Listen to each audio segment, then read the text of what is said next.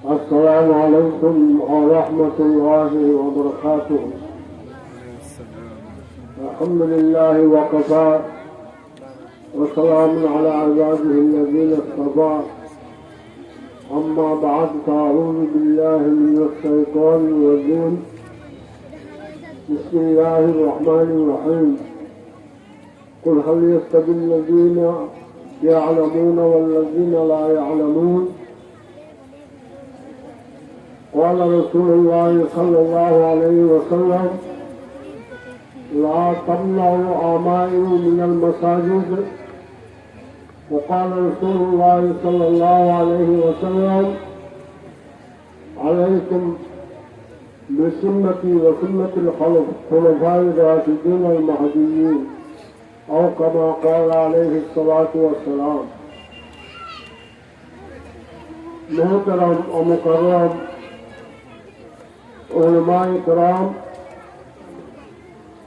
মুরব্বিয়ান আযম ও আমার প্রধানমন্ত্রী মা ও বোনেরা এবং এই মাদ্রাসার ছাত্রীরা, আমার সম্মুখীন কোরআন এবং হাদিসের বরকতাল্লাহ উগ্রা সামান্য আয়াত টুকরা তেলাওয়াত করছি, দুয়া হাদিস রওয়ায়াত করছি। ইনি আলোতে একটা গুরুত্বপূর্ণ কথা করুন।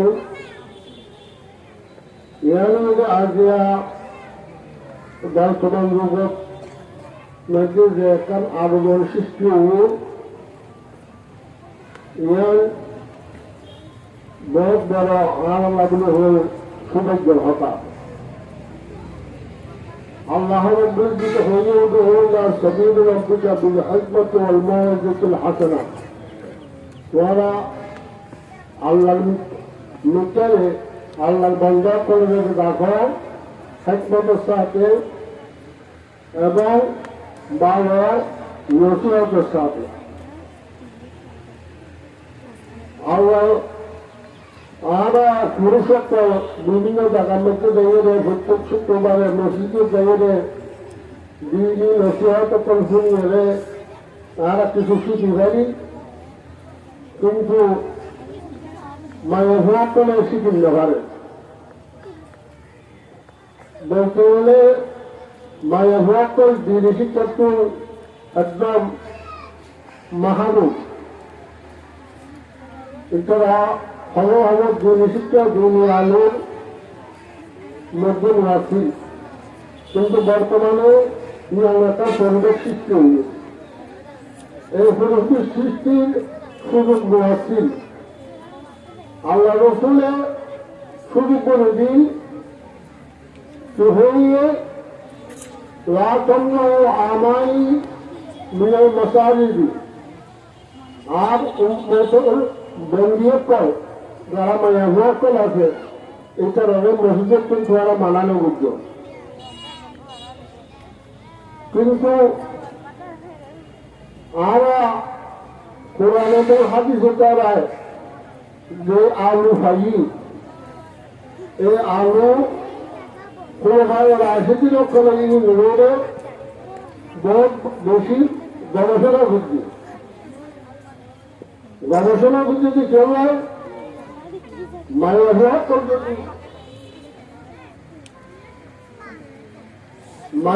করে যদি এমনিভাবে নতুন মাদ্রাসা জাগ্র হয় দেশভাবে, তাহলে একটা সূত্রা সৃষ্টি হবে।